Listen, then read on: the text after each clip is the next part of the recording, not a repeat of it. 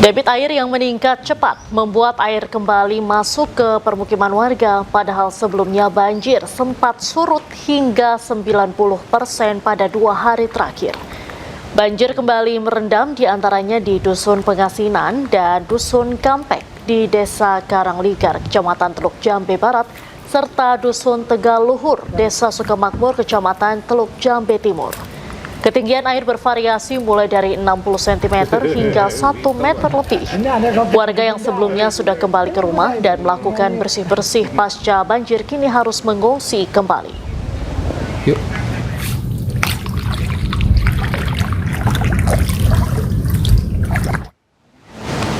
Pemirsa, ribuan rumah di 2 kecamatan Kabupaten Cirebon, Jawa Barat terendam banjir.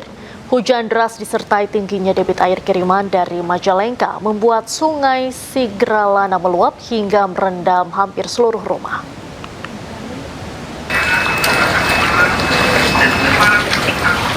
Ratusan rumah di Kecamatan Gegesik dan Susukan, Cirebon terendam banjir dengan ketinggian air mencapai 70 cm. Curah hujan tinggi dan tingginya debit air kiriman dari hulu Majalengka membuat sungai Sigralana meluap. Meski cukup dalam dan curah hujan masih tinggi, namun warga masih enggan untuk mengungsi.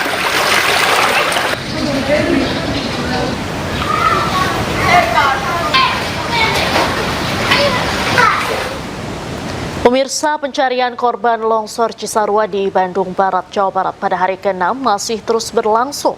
Cuaca buruk menjadi kendala utama, 2 kantong jenazah berhasil dievakuasi.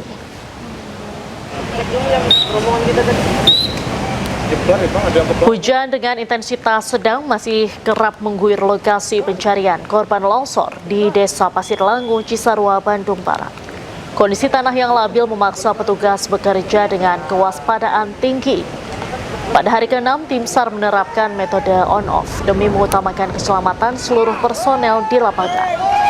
Dalam proses pencarian ini, 2 kantong jenazah berhasil evakuasi dari sektor A1. Hingga di hari ke-6, 55 kantong jenazah sudah dievakuasi. Dari jumlah tersebut, 41 korban berhasil teridentifikasi. Dengan demikian, total penemuan pada hari ke-6 operasi SAR adalah sebanyak 2 peks dengan rincian 2 body packs di sektor A1. Hingga hari ini, Kamis 29 Januari 2026 pukul 16.30 WIB, total korban yang telah berhasil dievakuasi adalah sebanyak 55 body packs. Dan untuk mengetahui situasi terkini, kami telah terhubung dengan jurnalis iNews Naura Syafika di Desa Pasir Langu, Cisarua, Kabupaten Bandung Barat. Selamat malam, Naura. Bagaimana upaya pencarian korban longsor hari ini?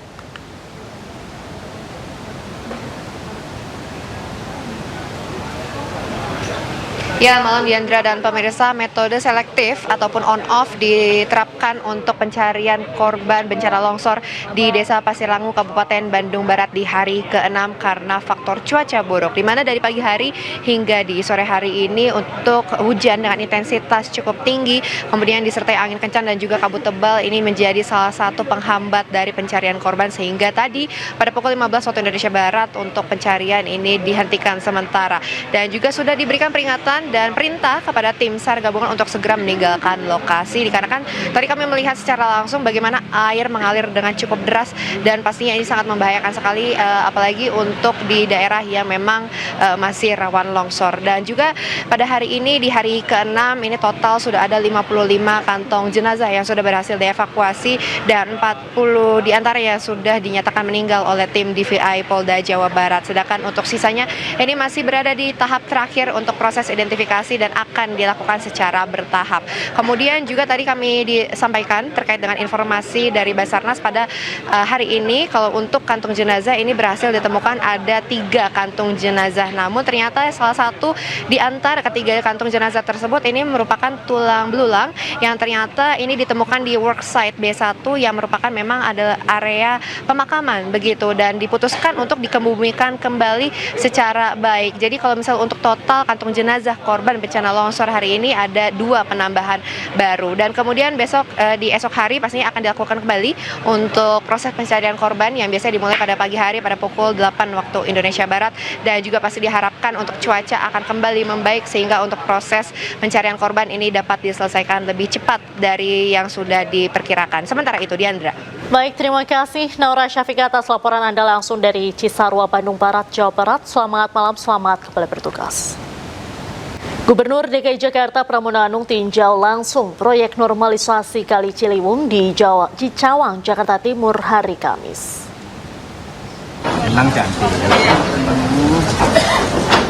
Dalam kunjungannya, Pramono menyebut proyek normalisasi Kali Ciliwung terbagi ke dalam 2 segmen. Segmen pertama membentang dari pintu air Manggarai hingga MT Haryono dengan panjang sekitar 7 km. Segmen ini direncanakan pembangunan tanggul sepanjang 15 km. Selanjutnya segmen kedua dari MT Haryono hingga TB Simatupang dengan panjang sekitar 13 km. Di segmen ini rencana pembangunan tanggul mencapai 19 km. Dengan demikian total panjang tanggul yang akan dibangun sepanjang hampir 34 km. Pramono juga menyebut realisasi pekerjaan penerapan saat ini telah mencapai 17,14 km.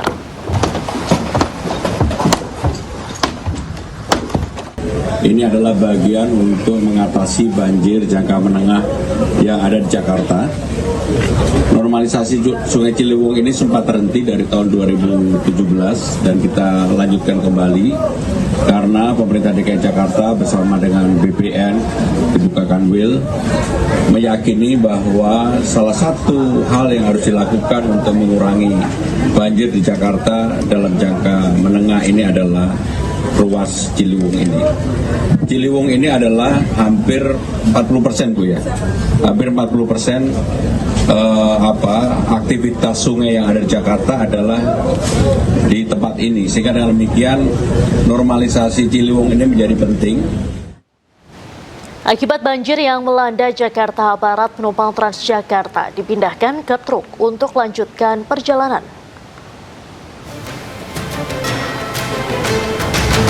Momen pemindahan dari bus Transjakarta ke sebuah truk terekam kamera salah satu penumpang. Penumpang pun terpaksa dipindahkan karena bus terjebak macet di Jalan Daan Mogot Cengkareng dan tak bisa melewati ruas jalan yang terendam banjir. Satu persatu penumpang pun turun dan berpindah ke sebuah truk untuk melanjutkan perjalanan mereka.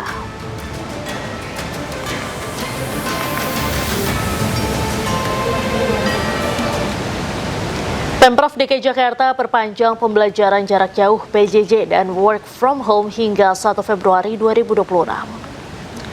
PJJ dan WFH yang sebelumnya berakhir pada Rabu kemarin diperpanjang.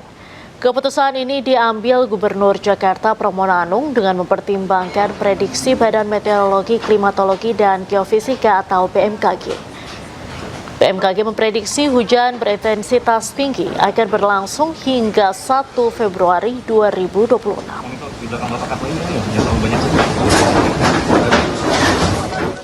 Maka dengan demikian saya sudah memutuskan untuk PJJ maupun orang mau work from home itu sampai dengan 1 Februari.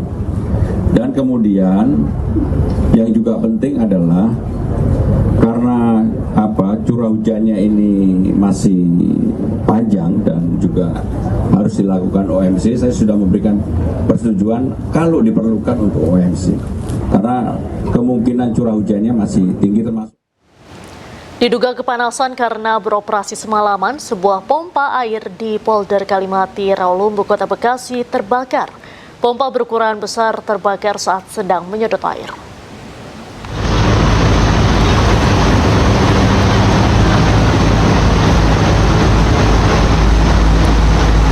Kebakaran disaksikan langsung oleh Wali Kota Bekasi Tri Ardianto yang sedang memantau luapan air di Kali Bekasi. Saat proses pemantauan berlangsung, pompa tiba-tiba terbakar. Wali Kota Bekasi langsung meminta anak buahnya memadamkan api dan berharap mesin pompa tersebut bisa segera diperbaiki. Kasihan dari semalam.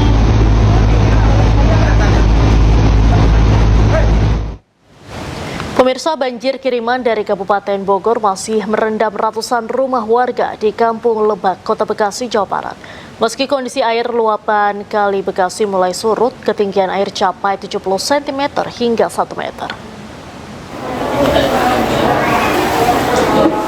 Sebagian warga yang rumahnya terendam mengungsi ke lokasi yang lebih tinggi dan juga musola.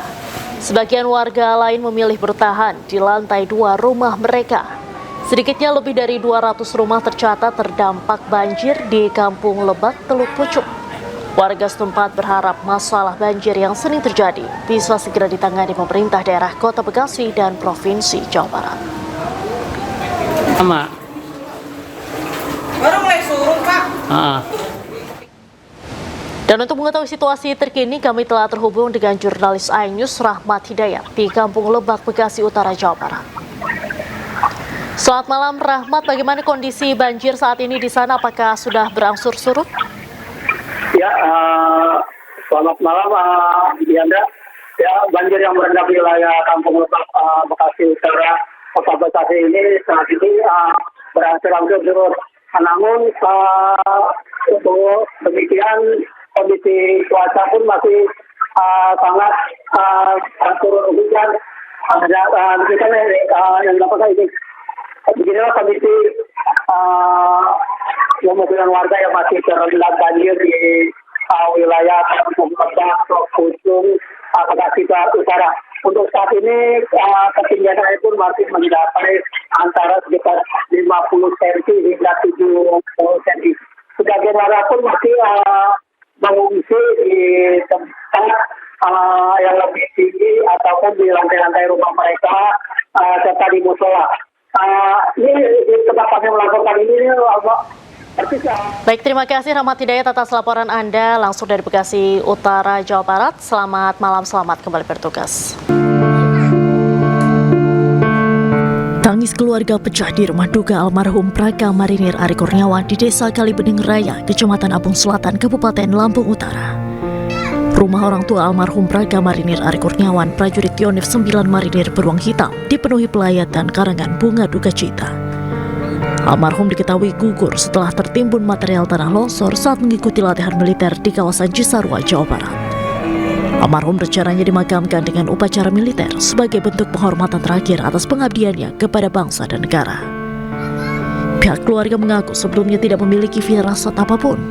Komunikasi terakhir dilakukan beberapa hari sebelumnya saat almarhum sempat mengirim pesan menanyakan kabar kedua orang tuanya. Kadang terakhir hari Kamis,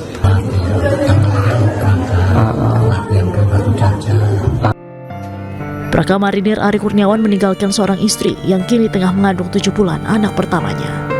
Ia juga meninggalkan kedua orang tua serta 2 saudara kandung. Sementara itu, TNI Angkatan Laut menyatakan dari 23 prajurit marinir yang tertimbun longsor di Cisarua, Bandung Barat, 4 orang dinyatakan gugur saat menjalankan tugas. Dari Lampung Utara, Lampung, Jimmy Irawan, iNews melaporkan. Wakil Menteri Haji dan Umroh menyatakan ada 6 calon petugas haji dipulangkan dari pendidikan dan pelatihan di Asrama Haji Pondok Gede. Informasinya kami hadirkan sesaat lagi, tetaplah di iNewsroom.